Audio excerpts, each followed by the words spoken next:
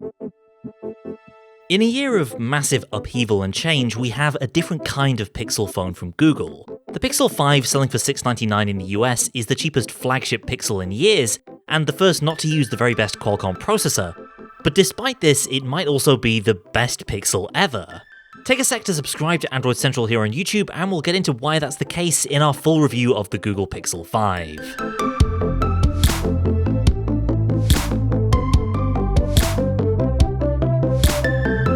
So if this black Pixel 5 looks familiar to you, it's probably because it's the spitting image of the Pixel 4a launched just a couple months ago. Actually, on multiple occasions over the past week, I've picked up the Pixel 4a thinking it's the 5, and not realised it for several minutes while I'm using it. That's how similar they are. But there are some key differences to note. The most obvious is the screen. The Pixel 5 has slimmer uniform bezels and a larger overall display area at 6 inches diagonally, as well as being ever so slightly bigger overall. And while the screen resolution is the same at Full HD+, the much quicker 90Hz refresh rate makes the Pixel 5 feel smoother when scrolling and more responsive to touches. It's also the first Pixel in 3 years to have an aluminium unibody, though it's coated with a special resin that means it doesn't particularly feel like metal. Don't get me wrong, the hand feel is more premium than an all-plastic handset like the Pixel 4a, just don't expect the feeling of bare aluminium because that's not what you're going to get here. The reason for the resin coating in part is to avoid the appearance of antenna lines and also to allow for Qi wireless charging. That's another feature the 5 can boast over the Pixel 4a.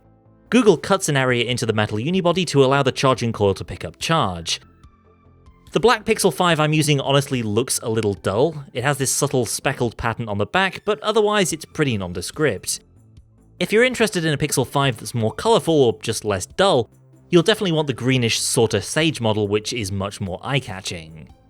Whichever Pixel 5 you buy, you'll get the same hardware loadout inside. It's powered by the Snapdragon 765G chipset, not the highest of the high-end, but enough power for most of us and appropriate for the price. That's backed up by 8GB of RAM and 128GB of storage. There's no 256 or higher option, which is unfortunate, but again consider the price. Water resistance is on board too, with an IPX8 rating providing extra peace of mind. But let's be clear here, this is a cheaper Pixel at launch than the Pixel 4, and so in addition to not using the very fastest chipset, there have been some other hardware changes.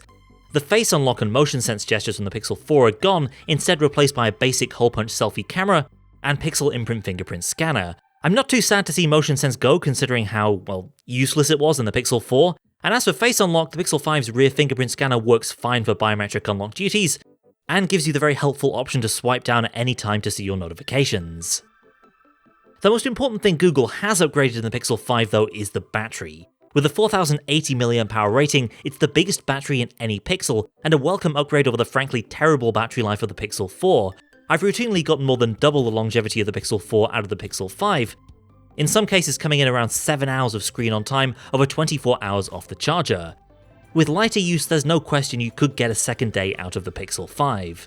And the fact the battery life is so dependable makes it a bit more acceptable that you're still stuck with 18-watt wired charging via the very same charging brick that shipped with all 4 previous generations of Pixel.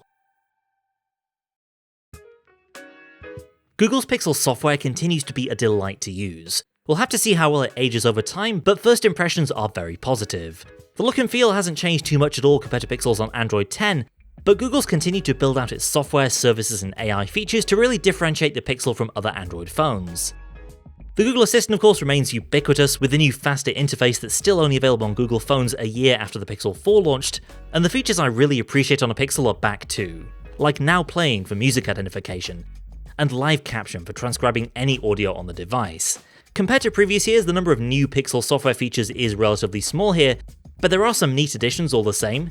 Although the Pixel 5 has great battery life, the Extreme Battery Saver feature lets you whitelist a few apps to keep running and shut off everything else in the background, potentially letting you keep the phone running for hours longer.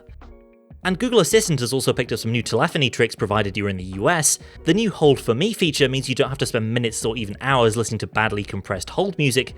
When you're on hold, you can just tap and the assistant notifies you when there's an actual human available to take your call.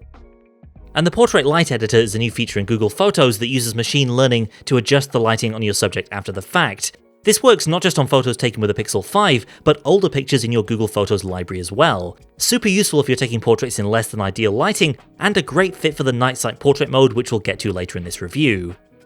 Naturally, being a Pixel, you also benefit from being the first with any new Android platform updates. Google promises 3 years of platform security updates, taking the Pixel 5 up to Android 14 in 2023. That's about as good as you're going to find on an Android phone, especially at this price point. But let's get to the other really exciting thing about using a Pixel phone, the cameras. Last year's Pixel 4 introduced a 2x telephoto alongside the main 12-megapixel sensor, but Google has backtracked this year and instead switched to a secondary ultra-wide camera at 16 megapixels. That's more in line with the competition at this price point, and both cameras can produce expectedly excellent results.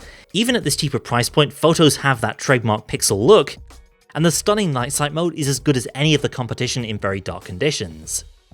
Plus, night sight now works with portrait mode, and it can activate automatically in darker conditions to save you manually switching. Overall quality is of course fantastic, though with a little bit of difficulty around hair in certain situations. Still, I've been really impressed. Google has 4 years of experience optimizing HDR+ for its main sensor, and especially with night sight, Google can go toe-to-toe with much more expensive competitors. General photo quality from that ultra-wide camera is decent, though without optical stabilization, photo quality can dip in darker conditions around the edge of the frame, even with night sight. In brighter scenes, HDR+ works its magic, and the Pixel 5 is capable of some truly amazing ultra-wide shots. One thing you'll notice compared to the Pixel 4 is slightly lower photo processing speeds though. That's in part because of the lack of the Pixel visual core in this phone. The custom Google chip used in Pixels 2 through 4 has been retired, and the Pixel 5 instead uses the Snapdragon processor's built-in neural networking capabilities, which is easier on the battery. Nevertheless, processing times are a bit slower, and that's something that is noticeable. Elsewhere, Google is focused on amping up the Pixel's video capabilities, and the Pixel 5 now comes with 4K video supported up to 60 frames per second. That said, I'd find it easier to get excited about 4K video on a Pixel if the storage didn't max out at 128GB. In any case, Google hasn't just upped the frame rate, it's given the Pixel video camera 4 new stabilization modes. You've got your standard stabilization, same as Pixels have always had. Active is for heavier movement, aiming to smooth out footage that might have been taken from a vehicle or while you're walking quickly.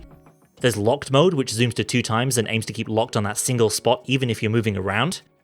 And cinematic pan is probably the most fun of all the new video modes. Basically shoots at 60 frames per second, then slows down to 30 and adds a bunch of stabilization. And with this mode you can capture some pretty stunning pans and other kinds of moving shots. So the new Pixel video modes are fun, but the lack of dedicated telephoto is unfortunate. You'll definitely notice the difference compared to the Pixel 4 there, as is the relatively low resolution of that main sensor. If Google switched to something like a more modern 48 megapixel sensor, then I think these video modes would have a lot more wiggle room for zoom and stabilization. Even the front-facing camera benefits from that immense HDR+ expertise that Google's built up over the years. It's clear Google isn't really trying to compete with something like the Galaxy S20 Ultra or Huawei P40 Pro, both of which, by the way, cost around double the Pixel 5's price. So if you want super telephoto or more manual control, then those phones have you covered for a price. The Pixel's approach to photography continues to be keep it simple. And while Google is adding more features this year, especially in video, the point-and-shoot charm of the Pixel camera remains, as does its impressive overall quality. The Pixel 5 is a different kind of Pixel. It's a delightful little phone for this miserable, chaotic year. Cheaper, more accessible, and more coherent as an overall package than any previous Pixel. There are no glaring oversights and no obvious omissions in this Pixel considering its price. I argued last year that the problem with Pixels was that Google got the icing right but screwed up the cake. Or rather, Google built some great features but couldn't get the smartphone basics right. That's not the case with the Pixel 5. All the fundamentals are really strong, even things like battery life, which frustratingly seem to elude Google in last year's models. On paper, the Pixel 5's hardware is pretty run-of-the-mill, but this kind of hardware makes more sense in a Pixel than any of the previous devices.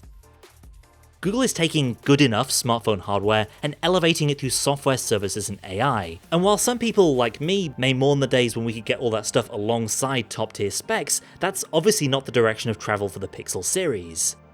The result of a lot of tough decisions for Google's hardware team is pretty much the best Pixel phone ever. You can always wish for more, like an XL model, or more cameras, or more storage, but considering the price, the Pixel 5 is a truly fantastic little phone. That's it for now. Stay tuned and be sure to subscribe to Android Central so you don't miss our future videos. Thanks for watching, and I'll see you next time.